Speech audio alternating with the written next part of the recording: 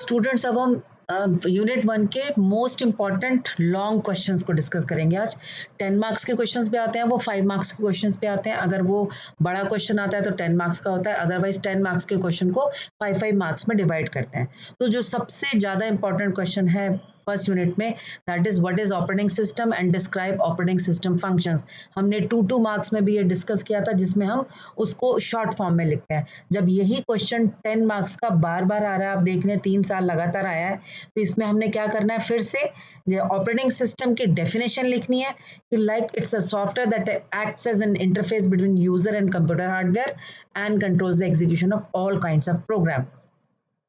And आपको क्या करना है सबसे ज्यादा, कि ये एक डायग्राम जरूर बना के आना है, और हमें कंपोनेंट्स पूछे हैं, फंक्शंस पूछे हैं, और उसकी सर्विसेज पूछी हैं। सबका देखेंगे टॉपिक एक जैसा मिलेगा, लेकिन अगर कंपोनेंट्स हैं तो प्रोसेस मैनेजमेंट का कंपोनेंट हमारा क्या करता है, it is responsible for process scheduling, it is responsible for process synchronisation.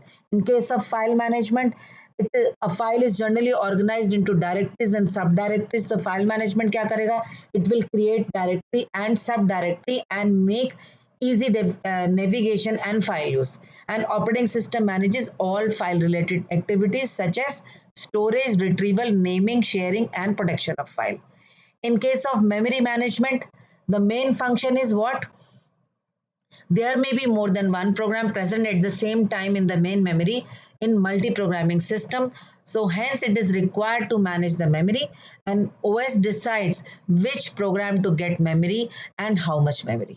In case of IO management system, it decides which process gets the device and for how much time. In case of job accounting, it keeps track of various jobs and users and their time and resources used by them. In case of network management, it includes performance management, provisioning of networks, fault analysis, and manipulating the quality of service.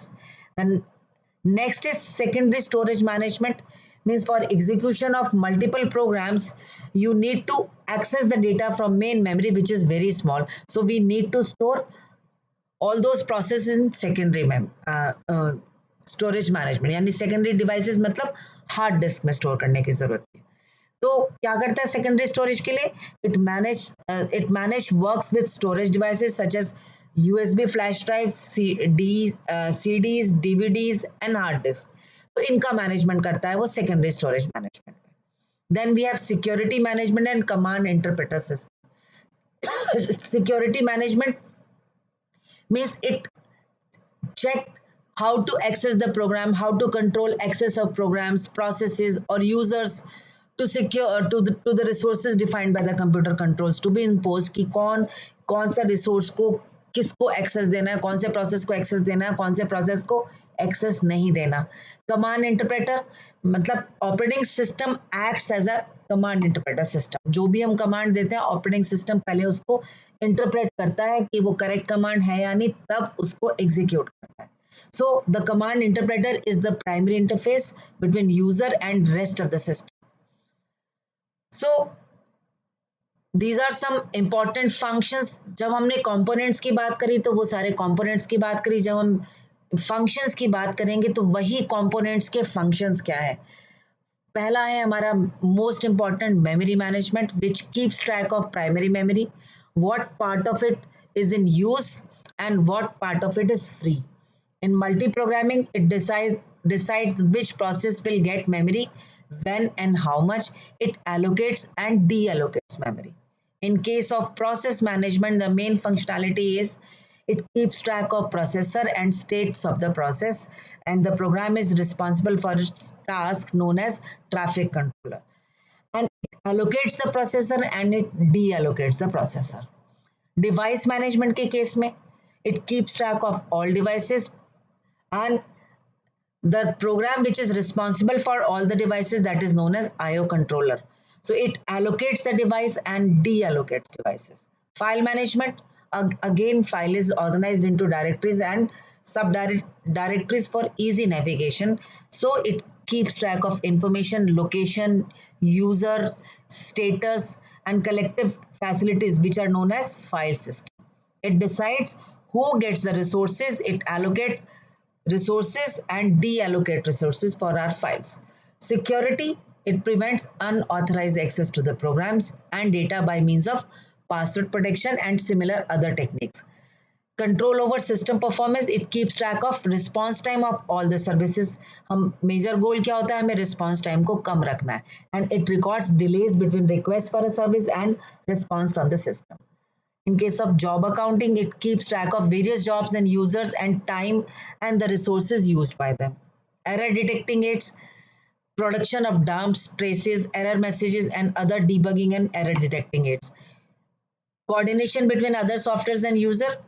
There are multiple processes running in the system at the same time. So coordination and assignment of system softwares like compilers, interpreters, and assemblers and other softwares to various users of the computer system. तो ये हमने सारी बात करी components and functionality के बारे में.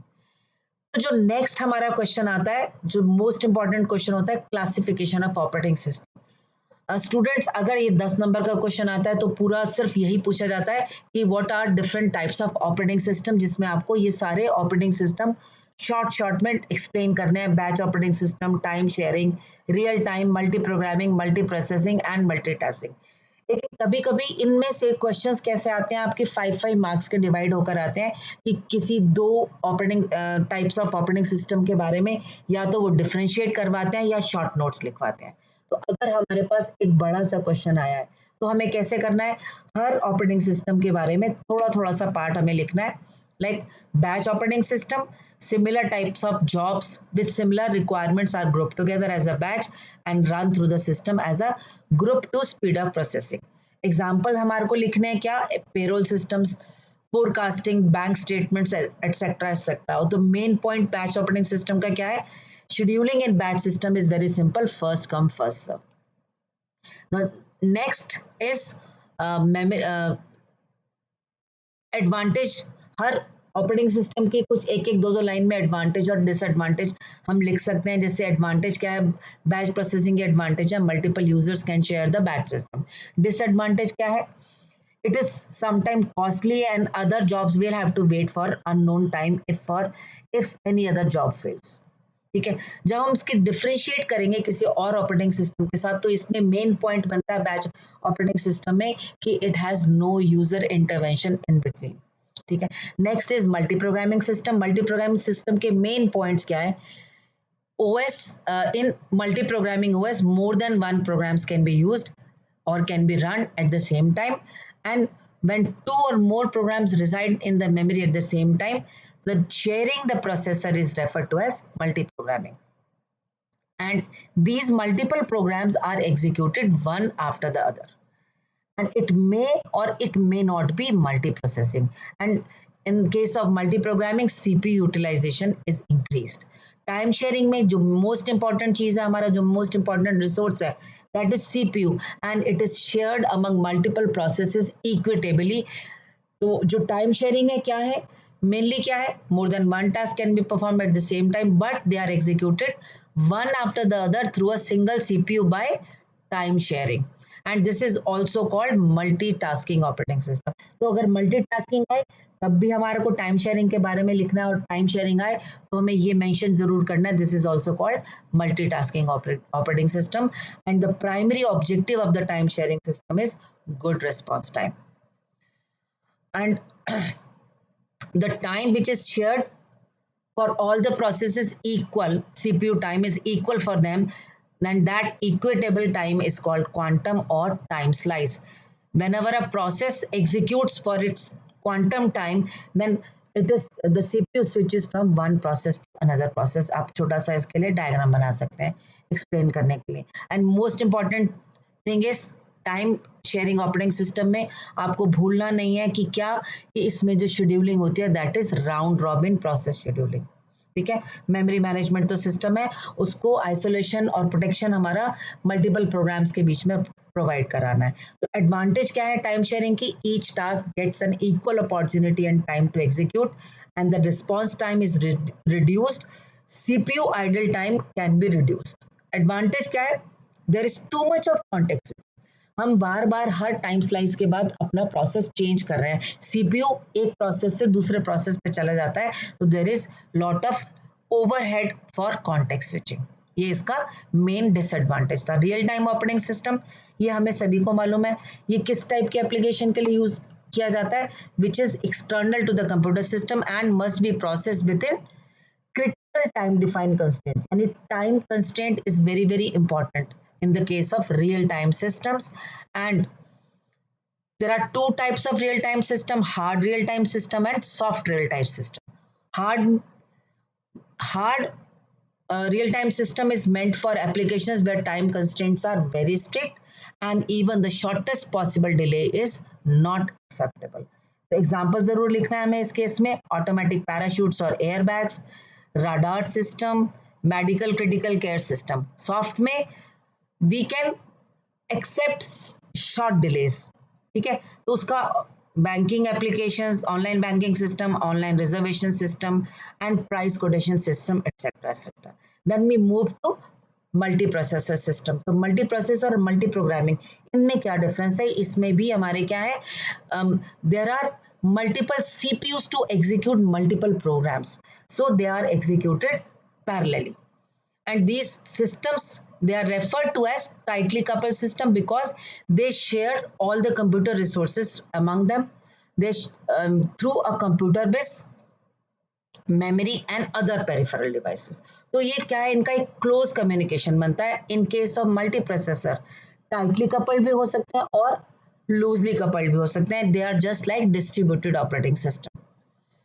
तो इसका जो मेन चीज थी हमारी, ये 10 मार्क्स में हमने 5 ऑपरेटिंग सिस्टम लिखे। मेनली हम कह सकते हैं कि 2-2 मार्क्स हमें हर ऑपरेटिंग सिस्टम के मिल जाएंगे और 10 मार्क्स का क्वेश्चन कंप्लीट हो जाएगा। नेक्स्ट, जैसे मैंने कहा था कि यही ऑपरेटिंग सिस्टम डिफरेंट टाइप्स के हमारे 5-5 मार्क्स के या शॉर्टकट में या शॉर्ट नोट्स में आ सकते हैं। जैसे एक क्वेश्चन हमारा लास्ट ईयर ही आया हुआ है: explain in detail about multi user system and multi threading system. क्योंकि डिफ्रेंशिएट करने के लिए नहीं आया तो आप इसको पॉइंट्स में लिख सकते हो, और डिफ्रेंशिएट करने के लिए आएगा तो आपको टेबल के फॉर्म में लिखना है। तो multi user, it permits several users to access single system running into single operating system, and the main goal of multi-user system is what? It is to use it for time sharing and batch processing. तो हमेशा ध्यान रखना है, multi user system mainly हमारा किस लिए use हो रहा है? टाइम शेयरिंग के लिए और बैच प्रोसेसिंग के लिए, उनका रिस्पॉन्स टाइम को रिड्यूस करने के लिए। And this multi user operating system is often used in large organization, government sector, educational institute, large universities and so on. और सर्वर की तरह, हमारा क्लाइंट सर्वर आर्किटेक्चर की तरह हमारा ये सिस्टम काम करता है। एग्जाम्पल्स हैं Ubuntu server and Windows server. Then we have multi threading. तो मल्टी थ्रेडिंग हमने पहले भी एक्सप्लेन किया था हमने पहले भी, कि a process can be divided into small small sub processes which are called threads and they are light weight processes. And threads are the popular way to improve performance of application. Parallelism means ये जितने भी सब parts हैं they can be executed parallelly. Different, जब हमारा CPU एक है तो हम कैसे कह सकते हैं कि ये पैरेलल प्रोसेस के एक पार्ट को इनपुट डिवाइस चाहिए, दूसरे को आउटपुट डिवाइस चाहिए, तीसरे पार्ट को सीपीयू चाहिए। तो एक साथ अगर इंडिपेंडेंट पार्ट्स हैं तो वो पैरेलली एग्जीक्यूट किए जाते हैं। मेन चीज क्या है इसमें? The CPU switches rapidly back and forth among the threads, giving the illusion that threads are running in parallel. Okay, इनके एग्जांपल क्या है? Unix, server edition of Linux and Windows.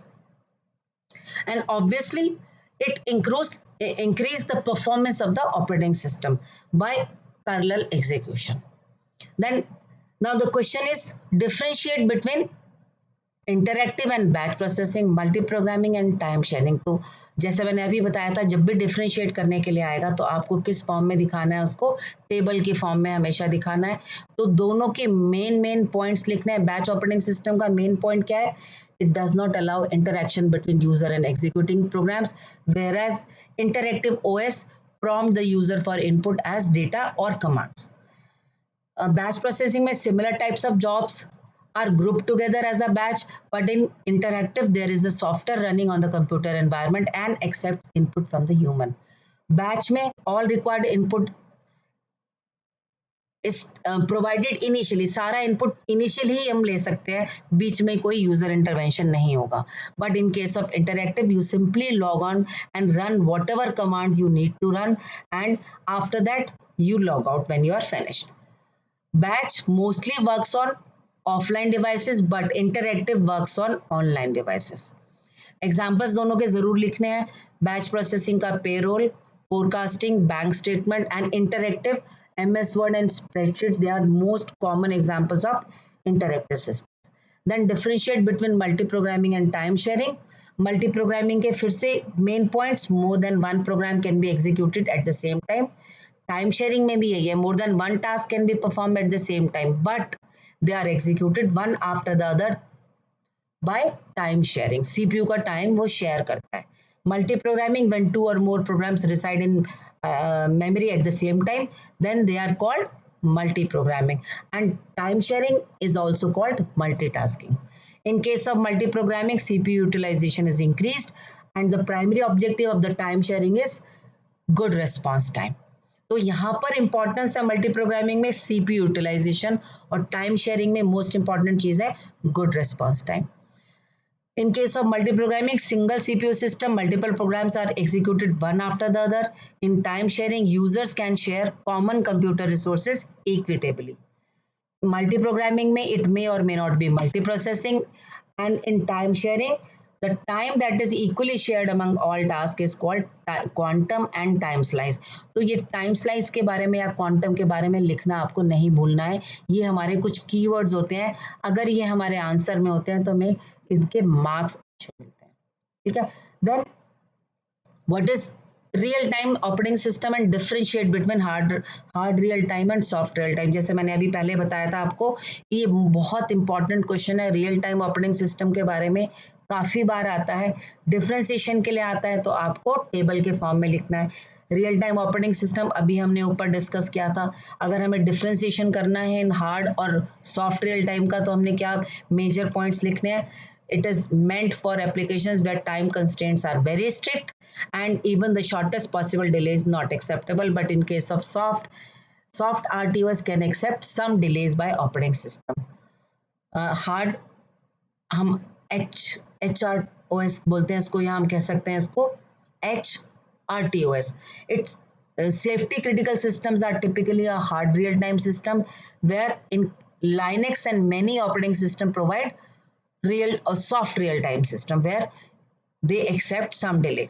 दोनों के एग्जाम्पल से इनको जरूर डिफ्रेंशिएट करना है. हार्ड रियल टाइम में automatic parachutes, airbags, traffic control system, radar system and so on. Soft real time में online banking system, online reservation system and live stock price quotation system. यानी जो जो भी हमारा लाइव स्टॉक मार्केट जो होता है उसका सारा सिस्टम हमारा सॉफ्ट में आता है. देन हमारा जो इंपॉर्टेंट क्वेश्चन बार बार देख रहे हैं टाइम शेयरिंग के बारे में आता है. टाइम शेयरिंग और रियल टाइम ऑपरेटिंग सिस्टम ये हमने अभी पहले डिस्कस किया. अगेन अगर इन दोनों को डिफरेंशिएट करने के लिए आएगा तो दोनों को पॉइंट टू पॉइंट आपको टेबल के फॉर्म में डिस्कस करना है. डिस्ट्रीब्यूटेड ऑपरेटिंग सिस्टम बहुत सिंपल छोटा सा लिखना है. It's like a network. In simplest terms, it's a communication path between two or more systems, and the distributed system depend on networking for their functionality. There are two types: client-server system and peer-to-peer. क्योंकि ये एक question में ही कई पूछे गए हैं तो हमने बहुत शॉर्टकट में दोनों को लिखना है. और डिस्ट्रीब्यूटेड के लिए क्या है? It also consist of multiple computers but differ from network system in that the multiple computers are transparent to user. तो स्टूडेंट्स इसके बाद जैसे हमने कहा एक्सप्लेन फॉलोइंग टर्म्स, तो ये जब दो टर्म्स को अलग अलग से आएगा तो ये हमेशा 5 मार्क्स का होगा. ये मल्टी प्रोग्रामिंग हमने ऑलरेडी डिस्कस किया है तो हम डायरेक्टली मल्टी प्रोसेसिंग पे आएंगे. Multi processor system consist of several processor that share a common physical memory. तो मेन चीज क्या है, ये भी हमने अभी ऊपर डिस्कस किया था. Multi processor system provides higher computing power and speed. Plus बहुत इंपॉर्टेंट क्या है कि मल्टी प्रोसेस में क्योंकि मल्टीपल सीपीयूज हैं, many programs can be executed parallelly. और एक और चीज है कि multiple threads can be executed parallelly through different processors. तो एडवांटेजेस क्या है इसकी? Enhanced performance, increases system throughput, subtask can be executed in parallel by different processors. Okay? Again, short terms आए हैं हमारे multi programming and multi threading. Multi programming हमने बार बार discuss किया है, ऊपर जैसा वैसा ही लिखना है. मल्टी थ्रेडिंग में कि थ्रेड्स क्या हैं, how they are divided, what is the component of threads. ठीक है, तो हम क्या लिख सकते हैं, multi threading operating system can divide process into threads and execute those threads, and it enables the processing of multi threads at one time rather than multi processes. ये याद रखना है कि threads are the part of single process. अलग अलग processes के common threads नहीं हो सकते, एक प्रोसेस के कई सारे थ्रेड्स हो सकते हैं. Now, since threads are smaller, more basic instruction than process, multi-threading may occur within process. अगर हमारा multi-threading पे एक शॉर्ट नोट आया है तो कोशिश करके उसका जो डायग्राम हमने पहले समझाया था, एक छोटा सा डायग्राम जरूर बना कर आना है. ठीक है. Then what is this functional. हाँ, next is differentiation. Again, difference between symmetric and asymmetric multi processing. तो मल्टी प्रोसेसिंग में हम एक और चीज लिख सकते हैं कि there are two types of multi processing, symmetric and asymmetric. तो दोनों के जो डिफरेंस है वो कॉमन एक छोटे छोटे पॉइंट्स में याद रखना है. Asymmetric, all processes are not equal. Symmetric, all processes are same. Asymmetric, OS task is done by master processor, where in symmetric it can be done, OS job can be done by any processor. Asymmetric में there is no communication overhead between processors as they are controlled by master processor. But in symmetric, क्योंकि वो सारे एक जैसे processor हैं, कोई भी काम कर सकते हैं, तो they need to communicate to each other. Asymmetric में मास्टर स्लेव अप्रोच है, लेकिन सिमेट्रिक में रेडी क्यू अप्रोच यूज की जाती है प्रोसेसेस के लिए. असिमेट्रिक में it is cheaper to implement and symmetric is costlier to implement. Asymmetric is simpler to design and symmetric is complex to design. Most important point जो आपको भूलना नहीं है asymmetric में, if the master process fails, a slave process is turned into master processor to continue the execution. But in case of symmetric multiprocessing, if a processor is symmetric and एक processor अगर हमारा fail हो जाता है, then computing capacity of the system is reduced. ठीक है, तो ये हमारा इनका डिफरेंशिएशन हो गया. और इसके बाद जो एक पॉइंट हमारा जो डिफरेंशिएशन का बचता है, that is spooling over buffering. कि स्पूलिंग और बफरिंग में डिफरेंस क्या है. बेसिकली जो बफरिंग हम यूज करते हैं कि that is short area of disk, यानी हमारा शॉर्ट बफर एरिया होता है. लेकिन spooling it considers disk as huge buffer. तो पूरा डिस्क एक पूरा बफर की तरह हम यूज कर सकते हैं. that can store many jobs for the device till the output devices are ready to accept it. ठीक है. in spooling, IO of one job is overlapped with the computation of other job. मतलब क्या है कि एक job का input चल रहा है और उसी सेम टाइम दूसरी जॉब को उस बफर से आउटपुट मिल रहा है. Now, spooling can also process data at remote sites. The spooler has to notify when a process gets completed at the remote site so that the spooler can spool next process to the remote site devices. इसके advantages क्या है spooling के? Over buffering, the spooling uses a disk as very large buffer. जहाँ और buffering में क्या है, we have very small size buffer. Spooling is capable of overlapping IO operation, लेकिन buffering में there is no overlapping. एक के बाद एक प्रोसेस हमारा एग्जीक्यूट होता है. और स्पूलिंग के केस में एक प्रोसेस का इनपुट लिया जा रहा है, दूसरे प्रोसेस का आउटपुट लिया जा रहा है. Then again differentiating between batch processing and multi programming. तो इसको भी मैंने देखो टेबल में बताया, 3-4 पॉइंट्स लिए हैं, खाली डेफिनेशन लिखना है बैच का और मल्टी प्रोग्रामिंग का. स्पीड बैच की स्लो है, मल्टी प्रोग्रामिंग की फास्ट है. सीपीयू को केस में CPU might stay without performing a task. In case of multi-programming, CPU always has a task to execute.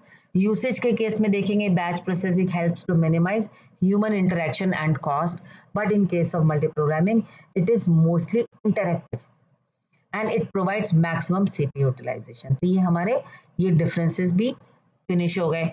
Next जो हमारा इंपॉर्टेंट क्वेश्चन आता है वो आता है ऑपरेटिंग सिस्टम स्ट्रक्चर में. देखो जो अभी तक हमने ऊपर के पहला क्वेश्चन जो सबसे ज्यादा इंपॉर्टेंट था, ऑपरेटिंग सिस्टम, उसके कंपोनेंट्स, उसके फंक्शंस। दूसरा जो बहुत इंपॉर्टेंट, हाँ, उसके बाद था हमारा क्लासिफिकेशन। क्लासिफिकेशन हमने अच्छे से डिस्कस कर लिया। नेक्स्ट हमारा है ऑपरेटिंग सिस्टम स्ट्रक्चर। इसमें ऑपरेटिंग सिस्टम स्ट्रक्चर में जो सबसे ज्यादा इंपॉर्टेंट क्वेश्चन है that is layered structure of operating system.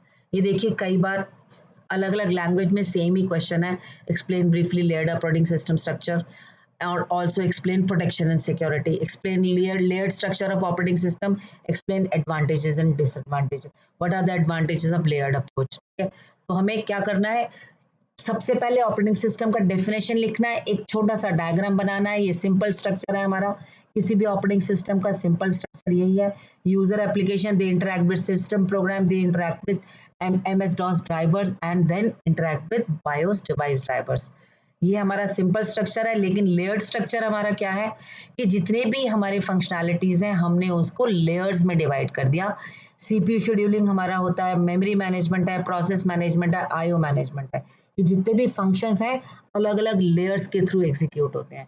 और इसमें जो स्मॉलेस्ट जो इनर मोस्ट लेयर है that is called layer 0, that is for hardware, and outer most layer is for user programs. तो इसका ऑर्डर आपको याद करना है। Layer 0 hardware, Layer 1 CPU scheduling, Layer 2 memory management, 3 process management, 4 IO management, and the fifth one is user program.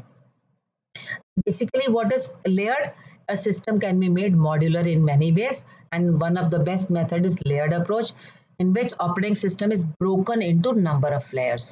The best example of layered operating system is Windows NT operating system. ठीक है, तो इसका advantage और disadvantage आपसे पूछा गया, तो सबसे पहला एडवांटेज है modularity.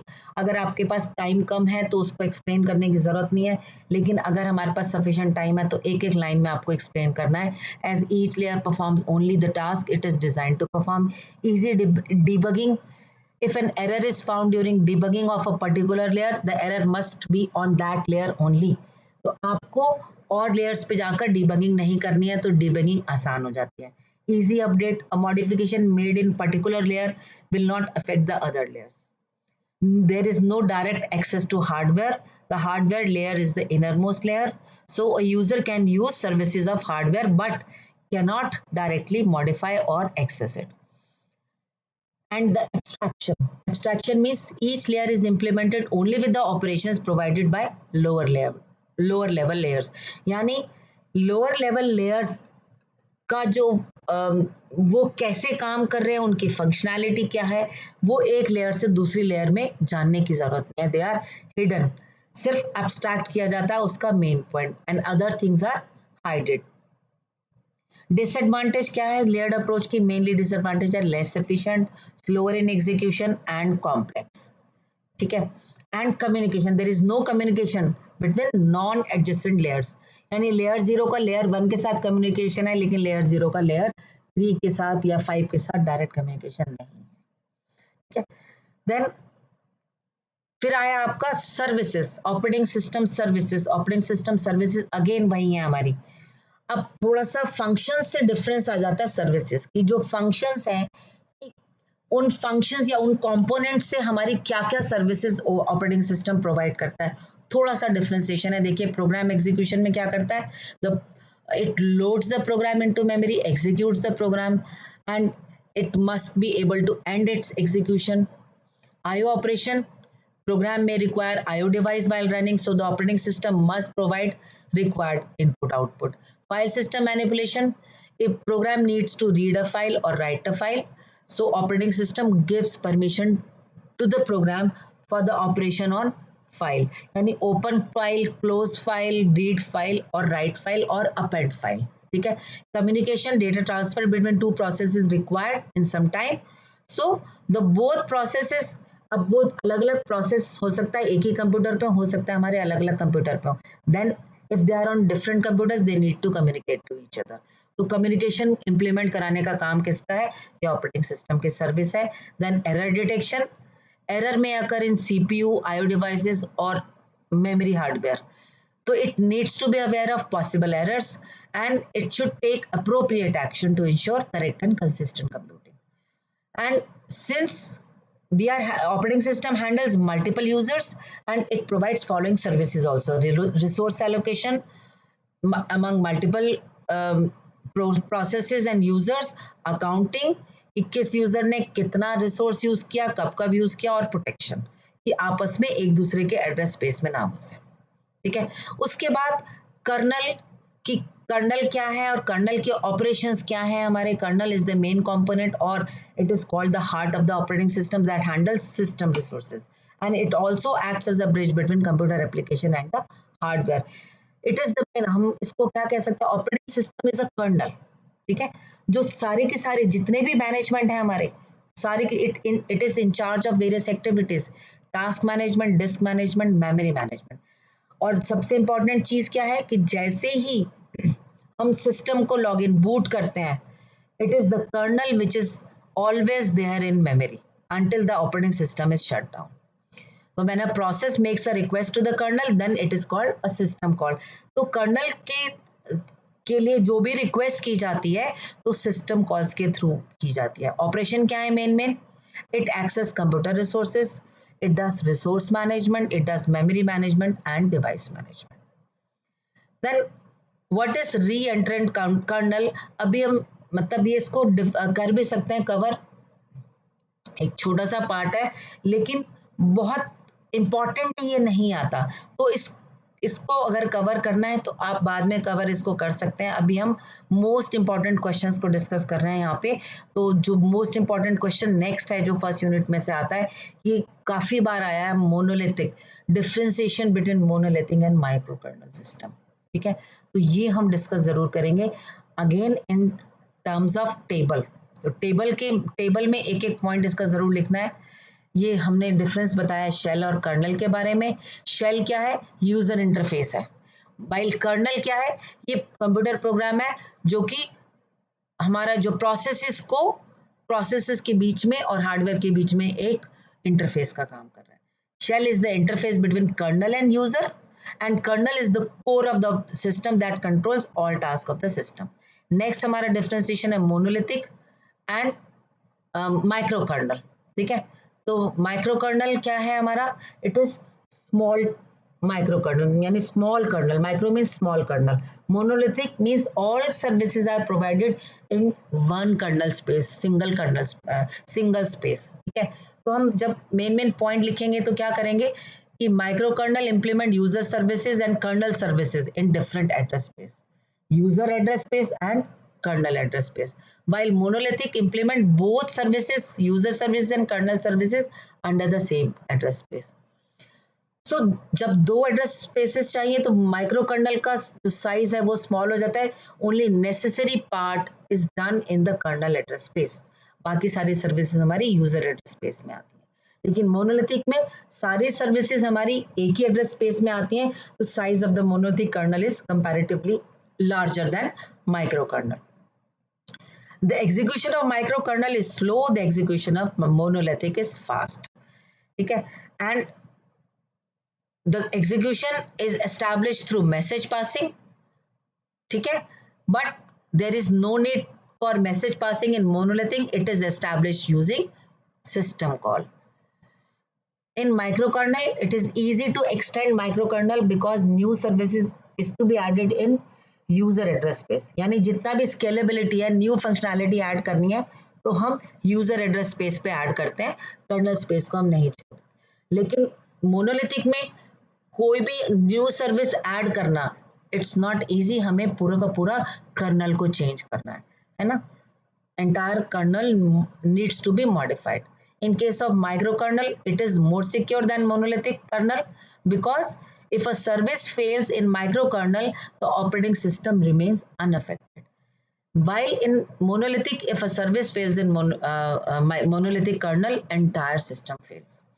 Microkernel designing needs more code, monolithic needs less code. ठीक है, तो लास्ट वाला हमारा वही आ गया जो सबसे इंपॉर्टेंट है। 2 मार्क्स का भी क्वेश्चन आता है और 5 मार्क्स का भी आता है और 10 मार्क्स का यूजुअली बहुत कम आता है, ये ज़्यादातर 2 मार्क्स और 5 मार्क्स में आता है। तो सिस्टम कॉल का डेफिनेशन लिखना है, it's an mechanism that provides interface between process and the operating system. तो हमें जो भी कर्नल सर्विस चाहिए होती है तो वो हम सिस्टम कॉल के थ्रू देते हैं, and it is usually implemented through APIs, application programming interface, and system calls are the only entry point for the kernel system. ठीक है, it is usually written in C or C++, and when a program makes a system call, the mode is switched from the user mode to kernel mode, and this is called as context switching. How it is handled? The step one, process executed in the user mode till the time a system call is interrupts it.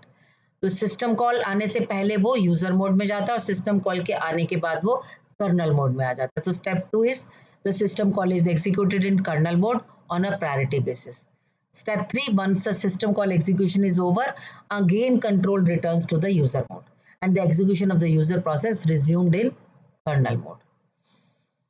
ठीक है, तो question आ सकता है कि process management में कौन कौन सी system calls use की जा सकती है ना. तो नॉर्मली हमारा बार बार प्रोसेस मैनेजमेंट के लिए आता है. तो अगर हम लिखेंगे तो हमारी मोस्ट इंपॉर्टेंट सिस्टम कॉल्स है वेट. तो वेट किसके लिए होता है कि हमें उसको वेटिंग स्टेट में प्रोसेस को कुछ इनपुट आउटपुट करना था, हमारा किसी चीज़ के लिए वेट करना था, तो उसके लिए हमारा वेट सिस्टम कॉल यूज़ होता है. फोक सिस्टम कॉल हमारा न्यू प्रोसेस क्रिएट करने के लिए. तो जैसे हम न्यू प्रोसेस क्रिएट करते हैं तो एक चाइल्ड प्रोसेस हमारा क्रिएट होता है. एग्जिट क्या होता है? It is use to terminate program execution, program के एग्जीक्यूशन से बाहर आने के लिए. एग्जिट क्या करता है? It runs an executable file in the context of already running process, यानी एग्जीक्यूट करने के लिए काम आता है. And kill system call is used for killing or forced termination of a process. So these are the most important large questions of unit 1. So all the best students. ज़रूर इनको थोड़ा थोड़ा पार्ट ज़रूर करके जाएंगे, आपके बहुत अच्छे मार्क्स आएंगे. Thank you.